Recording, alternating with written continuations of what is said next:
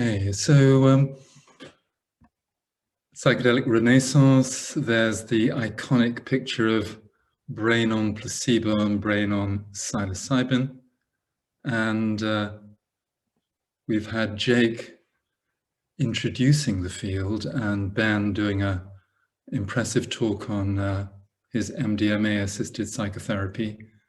And my task is to talk a bit about the broader research evidence mechanisms and a little bit about educational opportunities as well. And I thought I'd say a few words about the broader overall context, just a few, and then move to these other areas. I'll be moving quite quickly through this. There's going to be a lot of research studies highlighted. Do go back and look at the slides and follow up anything that interests you afterwards, because this is a bit of a quick aerial view. So just a snapshot of the who, why, what's. Important to realize that there's an awful lot of it about. Now, I'm extrapolating from Dutch and US figures for adults, but you can see UK, probably 1.5 million or so MDMA doses taken each year, right through to in Scotland, for example, if one could extrapolate from the US figures. And after all, we do have our own local psilocybin source. We're looking at nearly 1 million adults in Scotland having taken a psychedelic at some stage in their life. So this is not unusual stuff. And why? Curiosity. I was at Cambridge in the late 60s and took LSD. It was still legal, and it was curiosity, really. What is this stuff? Psychotherapy or therapeutic reasons, increasingly people are doing psychedelics because they hope they will help them outside clinical trials. Transcendence, we can maybe talk more about. There's plenty of people microdosing in California, feeling it enhances their attentional abilities and their creativity, enjoyment.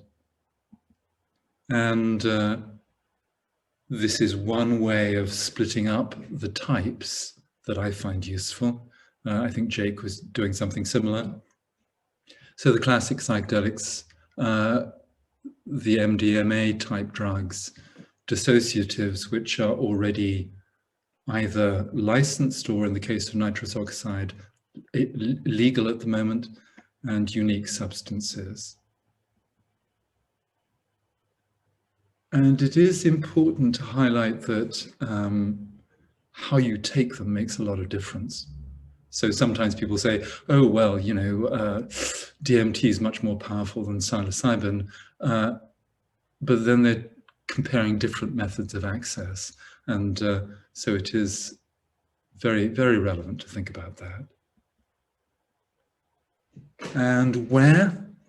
Obviously, clinically, usually taken on one's own with possibly a facilitator, but there are studies on MDMA for couples therapy. There's some interesting group work just emerging.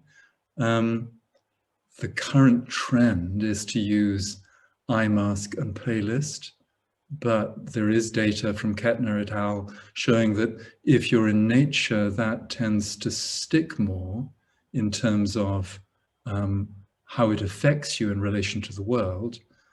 There's a very interesting study where it was given during a 5-day meditation retreat. I think meditation and psychedelics are natural bedfellows myself. Partying, and obviously long history of indigenous use across pretty much every major continent. So just a little kind of quick glance at that against this backdrop of 50 years of failure. What kind of evidence do we have? Well, actually, the evidence for psychedelics is particularly strong for PTSD, depression, and end-of-life severe distress. And this paper in the American Journal of Psychiatry last year highlighted these three applications, with the first two being designated as breakthrough therapies that would be facilitated if the research continued to be positive.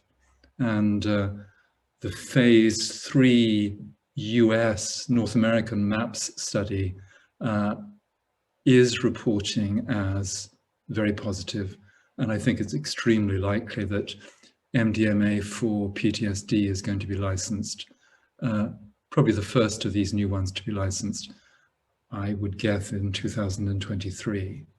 Psilocybin probably following a couple of years later.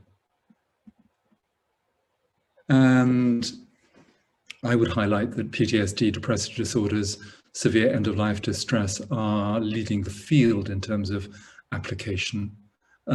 Substance use disorders galloping up behind. And then this, as Ben was saying, if you can use psychotherapy for it, maybe you could augment that with a psychedelic. And then this deeply intriguing series of studies showing benefits for whoever they are, the normal population, with 1 year follow-up, often showing increased well-being, increased connection to others, to nature, reduced death anxiety actually as well. So evidence for various psychedelics used for substance use problems. I'll start with the dissociatives, ketamine, because it's licensed already. And you can go back to these slides, but you can see a series of review studies looking at ketamine in non-anesthetic applications. And when we narrow it down a bit to substance use disorders, you can see here, I've given a couple of examples of its use in alcohol use disorder. We've got a cannabis use disorder. We've got its use in cocaine. We've got its use in heroin. These are just examples of usually fairly small studies, but highlighting possible applications. And numerous ways to train for using ketamine. The example would be the Kriya Institute. I was watching a presentation from them just a couple of weeks ago, and the main presenter saying she reckoned she could teach a physician to use ketamine in about 10 hours of training. We're now talking about somebody who's already ready to, has years and years of background training, but using this as an additional approach. That's probably a minimal example of somebody suggesting training can be done that quickly. Sorry, James, I think your slides are stuck for us. Oh dear me, okay. They're on indications for psychedelic therapy and they haven't moved on from there. Oh, I'm so sorry. Yeah. Okay, let me not share my slides for a second. I'm going to stop the share. Well, that moved on then. Oh, okay. Let's go back. So where did you get to? You got to indicate, okay, sorry. Yeah. Let me just try sharing the screen again and see what happens.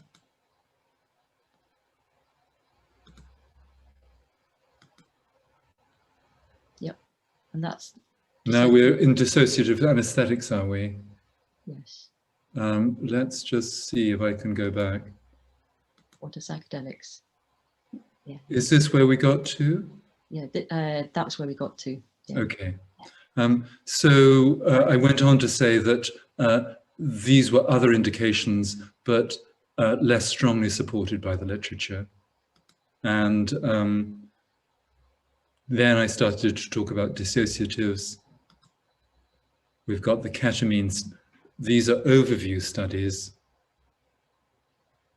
And then I gave you some examples of studies for alcohol, cannabis, cocaine, and heroin, and talked a little bit about training opportunities. And then actually in the course of preparing this talk, I came across a number of studies on nitrous oxide. And of course, this is currently legal, obviously widely abused by adolescents and young people, but very intriguing studies on treatment-resistant depression. If you go to ClinTrials.gov, you see studies on OCD, on PTSD, and so on. You know, maybe we can persuade our dentists to allow some of our patients to go and try an hour of nitrous oxide. Interesting, very interesting. And then we've got the entactogens, the MDMA studies, and the iboga studies. So again, we've got Ben Sessa galloping in with this early work on MDMA-assisted therapy for alcohol use disorder. He already mentioned a number of early studies on the use of iboga, or ibogaine. And then again, he mentioned people starting to re-engineer psychedelic molecules to see if you can produce good outcomes without the psychedelic psychological effects. My suspicion is we'll find you can produce some outcomes, but probably not as good often. And then our old friend, the classic psychedelics, which is where people usually think when they hear about the use of psychedelics. And here we've got the first era research back in the 50s, 60s, just nudging into the 70s. We've got more recent population surveys suggesting interesting effects for people simply taking classic psychedelics when they have a problem with a substance use disorder.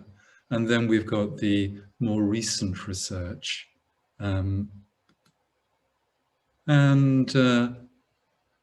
There was a nice online conference last autumn with Professor Van den Brink giving a little comment about why would we want to use psychedelics for something like alcohol use disorder, and pointing out the modest effect sizes of current treatments, the way that there's high dropout, and a lack of some mechanisms that we think might be useful.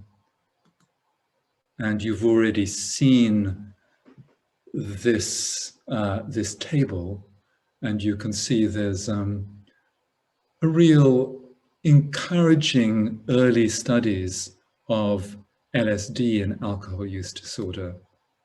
And you can see here, we've got what, an NNT with an naltrexone of 9 to 33, and significantly better with the LSD, even though it was used probably not very expertly at that point. And we've got much more recent, this is a 2019 paper, just looking at 343 respondents with alcohol use disorders who tried a psychedelic on their own to see if it would help, and reporting that it was useful. Obviously, there were plenty of people who didn't find it useful, but interesting to sort of wonder if that's something that some people might do. And then we've got the more Renaissance era research. So this is the classic Bogenschutz study in 2015, which really in many ways is quite like Ben's study, but 7 years ago for psilocybin. And again, you get these very encouraging early signs in these very simple case series. And of course, they went, what are we going to do about that? And you can see here that they then looked at qualitative work, looking at why it seemed to be working. And Bogenschutz started a long time ago, 7 years ago, a big N equals 180 study of psilocybin-assisted therapy for alcohol use disorder, which should have reported in December and has been slowed down by COVID. But I'm pretty clear that they're now in the data analysis stage. So really watch this space. It's the most significant study on psychedelics and substance use disorders, and it should be reporting soon. Early indications are the results are encouraging. And then I just went into ClinTrials.gov and looked at, you know, what's in the pipeline. And you can see a series of studies from around the United States and from Scandinavia, from Switzerland, from Spain, from South America. So wide interest in beginning to do these studies. And also in opioid use disorders, tobacco, there's some very encouraging early research. And I've seen reports of how a much bigger study from Johns Hopkins on smoking addiction, very encouraging work. One of the first people I saw myself was a patient who came to see me asking for help because he had an eye condition where he was told he was going to go blind and that his smoking addiction was a major contributor to this looking very worrying indeed in terms of prognosis. And I supported him in going to the Netherlands, where he took legal psilocybin and has quit beautifully. So, you know, it's fascinating how it can be so useful. How does it work? Well, I think most people in the field would agree that you can look at a number of overlapping mechanisms, and pretty much always it's going to involve at least two of these, the biological and the psychological, and quite often the transpersonal. So we've got reduced top-down control, including reduced activity of the default mode network. We've got increased connectivity between different networks in the brain. We've got increased access to bottom-up memories, feelings, images, and so on. We've got neuroplasticity increased for some days afterwards. There's this increased access to all kinds of emotional experience and insights, and probably in a number of, maybe most, psychological difficulties, this is probably reduced avoidance, increased emotional processing may well be key. And then what one tends to find is that the transpersonal effects are really significant. Possibly early trend in the research is for people who are maybe have less emotional distress, the transpersonal may become more important. And but having said that, you know, these are studies looking at more. The first two are more organic biological effects. The next two are looking more at psychological changes. And down at the bottom, we've got mystical effects or transpersonal effects or transcendent effects. And intriguing study just came out actually last month, that bottom one, looking at ketamine and at-risk drinking behavior and showing the importance of kind of ego dissolution experiences in driving change. And with the classic psychedelics, there's this Robin Carhart Harris from Imperial College, this notion of a cascading set of changes from the serotonin to a receptor agonism, to the changes in brain activity, to the increased neuroplasticity, and to this relaxation of stuck habits, stuck ruminative pathways, and so on. And one of the metaphors that's widely used is that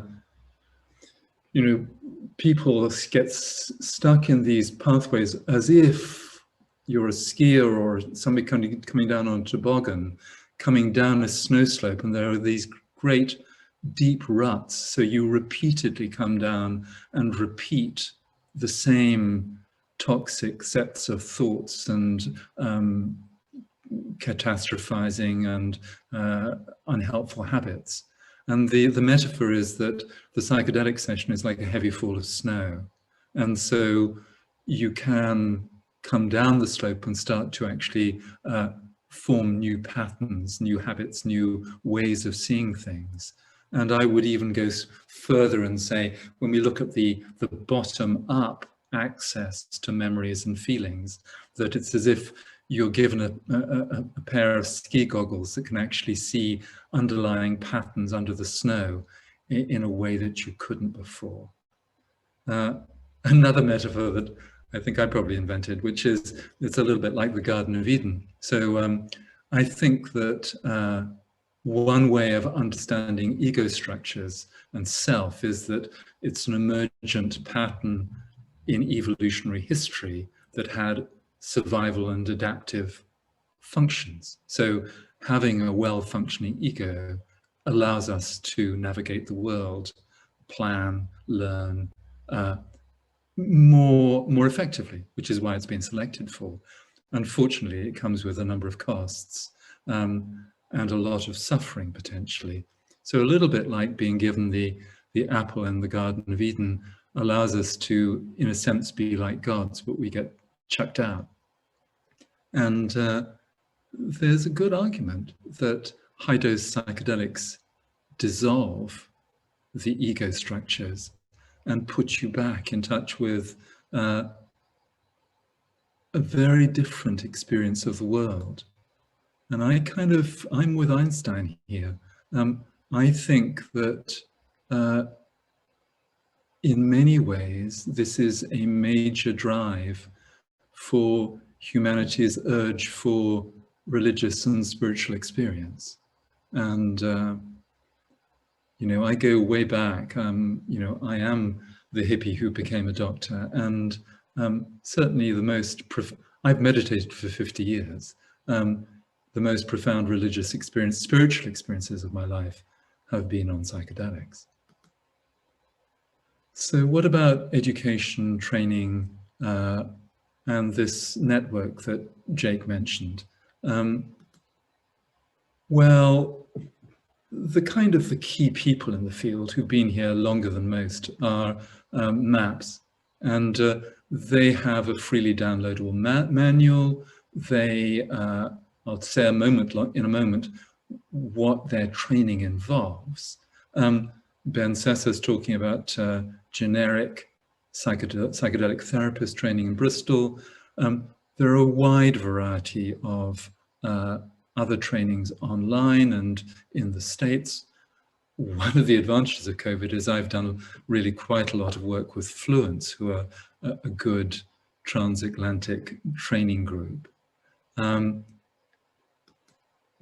This is the MAPS Europe therapist training, and I repeat, MAPS are the guys who really lead the field, and this is what their training involves. So online education, a week residential, looking at videos, looking at, practicing the techniques and so on. These were all people who already had training in trauma-focused therapy.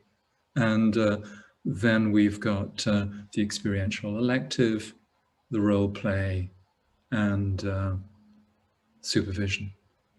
It's not a lot, actually. It's not a lot, but these are all starters trained professionals. And there are papers emerging. This top paper is looking at the Compass Pathways training in their multi-center study on psilocybin-assisted therapy for depression.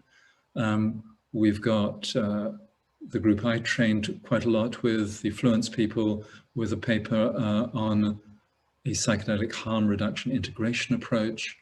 We've got a good paper by Elizabeth Nielsen and Jeff Guss on, and we may look at this in the Q&A in a moment, whether or not psychedelic therapists should have personal experience of psychedelics. And then we've got the big training group in California at the who've been producing therapists for a while, but again, not giving them practical experience because it's illegal in the States, of course. And I've been heavily involved with, we've applied for charitable status, Psychedelic Health Professionals Network. Jake happily is involved too, and a number of, well, a whole load of us. And our aims really are about education, and both education factually and education experientially when that's appropriate. So this is our website, and we, under resources, provide links to all kinds of other knowledge opportunities. If you visit the website, you can sign up for our free weekly newsletter, which usually gives 3 or 4 recent research studies or recent emerging newsworthy events in the field. Podcast is starting soon. We do a monthly orientation integration group for people who are interested online, or people who, you saw the million people in Scotland or whatever it is who've taken psychedelics. So the opportunity of coming somewhere where one can talk about and try and make sense of what one's experienced. We have a peer supervision group. We currently have 3 journal clubs running, which you're very welcome to go to the website and ask to join. There's a book club with the authors giving talks online. We've got a series of legal psilocybin retreats scheduled for the Netherlands. Unfortunately, COVID has wiped out our first one in May. We decided it was too uncertain, but you'd be very welcome to apply for one of the autumn ones.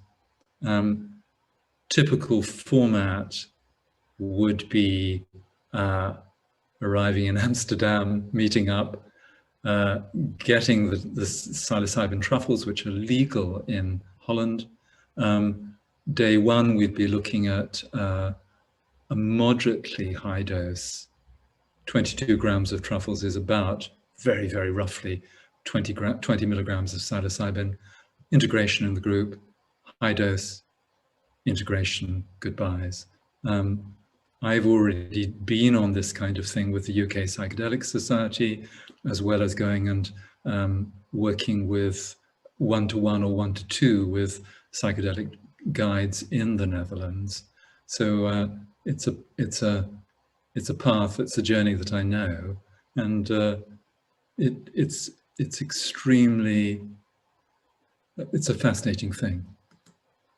And Jake and I and Kunde Koning, a professional Netherlands psychedelic guide, are running an 8-session, 8x2-hour weekly overview of psychedelic research starting in April.